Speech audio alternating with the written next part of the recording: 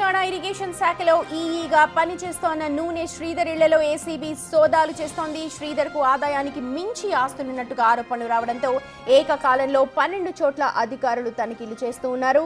Kaleshwaram project నిర్మాణ సమయంలో అక్కడ ఇంజనీర్ గా శ్రీధర్ పనిచేశారు. ఇక ప్రస్తుతం సిఐడి డివిజన్ 8లో శ్రీధర్ పనిచేస్తూ ఉన్నారు. చొప్పదండిలో ఎస్ఆర్ఎస్పీ కార్యాలయంలో శ్రీధర్ బాధ్యతలు నిర్వహిస్తూ ఉన్నారు. ఇరిగేషన్ శాఖలో ప్రాజెక్టులు కట్టబెట్టడం ద్వారా శ్రీధర్ 100 కోట్లు సంపాదించినట్టుగా ఆరోపణలున్నాయి. శ్రీధర్ పై ఆదాయానికి మించిన ఆస్తుల కేసు నమోదు చేసిన ఏసీబీ ఆయన్ను అదుపులోకి తీసుకొని ప్రశ్నిస్తోంది. ప్రస్తుతం దాదాపు 12 చోట్ల ఏకకాలంలో సోదాలైతే కొనసాగుతూ ఉన్నాయి.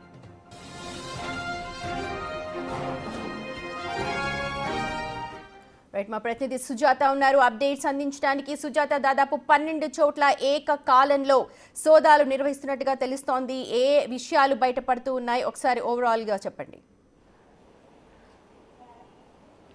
సుమతి, ఇరిగేషన్ శాఖలో ఇంజనీరింగ్ ఎగ్జిక్యూటివ్గా పనిచేసిన నూనె శ్రీధర్ బాబు ఇంట్లో ఏసీబీ రైడ్స్ కొనసాగుతూనే ఉన్నాయి. దాదాపు ఉదయం 12 ప్రాంతాల్లో ఏసీబీ రైడ్స్ కొనసాగుతున్నప్పటికీ ఇప్పటికీ మొత్తం 22 ప్రాంతాల్లో కూడా వాళ్ళ బంధువులు అదేవిధంగా స్నేహితుల ఇళ్లలో గతంలో తనతో కలిసి పనిచేసినటువంటి వాళ్ళ ఇళ్లలో కూడా ఈ ఏసీబీ రైడ్స్ కొనసాగుతున్నాయి. ప్రస్తుతం మనం చూస్తున్నటువంటి విజువల్స్లో ఇదే నూనె శ్రీధర్ బాబు ఇల్లు. కొద్దిసేపటి క్రితమే కరీంనగర్ నుంచి నూనె శ్రీధర్ బాబుని ఇక్కడికి ఏసీబీ అధికారులు తీసుకువచ్చారు.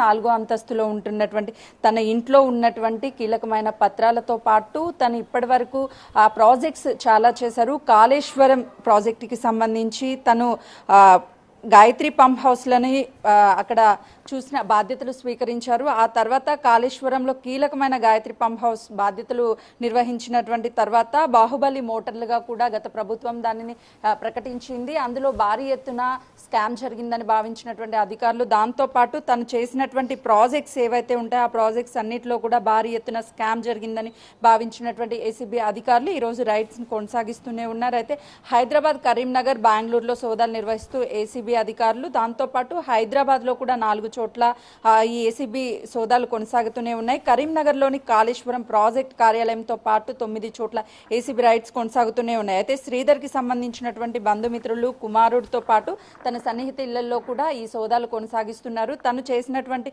ప్రాజెక్టులో భారీ ఎత్తున కూడా ఆరోపణలు రావడము, ఆ తర్వాత చొప్పదండి నియోజకవర్గం రామడుగు మండలంలో నిర్మించిన భారీ పంప్ హౌస్లు ఏవైతే ఉన్నాయో అందులో కూడా భారీ ఎత్తున స్కామ్ జరిగిందని భావించినటువంటి అధికారులు ఈ రైడ్స్ కొనసాగిస్తున్నట్లుగా కూడా తెలుస్తుంది. కొద్దిసేపటి క్రితమే శ్రీధర్ మాట్లాడుతున్నప్పుడు కూడా తనకి ఎలాంటి విషయాలు తెలియదు అని చెప్తున్నారు. కరీంనగర్ నుంచి కూడా తనని అదుపులోకి తీసుకుని ఇక్కడికి తీసుకొచ్చారు. అయితే ప్రస్తుతము తనకి సంబంధించినటువంటి బ్యాంక్ అకౌంట్స్ వాటన్నిటిని కూడా పరిశీలిస్తున్నారు.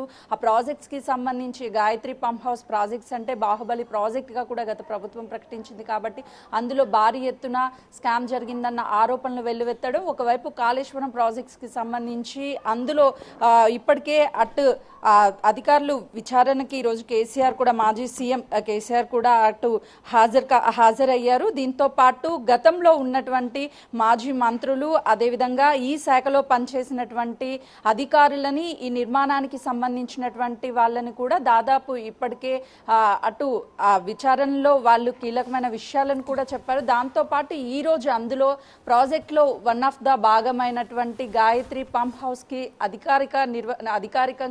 అధికారిగా విధులు నిర్వహించినటువంటి శ్రీధర్ ఇంట్లో కూడా అటు ఏసీబీ రైడ్స్ జరగడంతో ఒక్కసారి ఈ ప్రాజెక్ట్స్ కి సంబంధించి కాళేశ్వరం ప్రాజెక్టులోనే భారీ ఎత్తున స్కామ్ జరిగింది అన్న ఆరోపణలకి ఇప్పుడు శ్రీధర్ ఏం చెప్పబోతారు, గాయత్రి పంప్ హౌస్ లో తన బాధ్యతలు ఎన్ని సంవత్సరాలు నిర్వహించారు, ఏ విధంగా స్కామ్ జరిగింది అన్న విషయాలను కూడా బయటకు వచ్చే అవకాశం చాలా స్పష్టంగా కనిపిస్తుంది. ఇప్పటికీ కీలకమైన పత్రాలు స్వాధీనం చేసుకోవడంతో పాటు తమ కుటుంబ సభ్యులు, బంధువుల ఇళ్లలో కూడా ఈ సోదాలు నిర్వహిస్తూ ఉన్నారు. కాబట్టి ఫర్దర్ గా మరికొద్ది సేపట్లోనే తనకి సంబంధించినటువంటి ఈ స్కామ్ లో ఏ విషయాలు వెలుగులోకి వస్తాయన్న విషయాలు కూడా ఒక క్లారిటీ వచ్చే అవకాశం ఉంటుంది. దాదాపు 22 ప్రాంతాల్లో కూడా ఏసీబీ రైడ్స్ కొనసాగుతూనే ఉన్నాయి. ఉదయం 4 బృందాలుగా ఇక్కడికి చేరుకొని అటు కరీంనగర్ లో ఉన్నటువంటి శ్రీధర్ ని అదుపులోకి తీసుకుని ఆ తర్వాత ఇక్కడికి తీసుకొచ్చి విచారణ కొనసాగిస్తున్నారు. అయితే పంప్ హౌస్ లోనే ప్రధానంగా పనిచేసినటువంటి శ్రీధర్ బాబు ఎలాంటి కాళేశ్వరం ప్రాజెక్ట్ కి సంబంధించినటువంటి స్కామ్ జరిగింది, ఆ పంప్ హౌస్ కి సంబంధించి ఆ వివరాలన్నింటినీ కూడా సేకరించే పనిలో అటు ఏసీబీ అధికారులు ఉన్నారు సుమతి.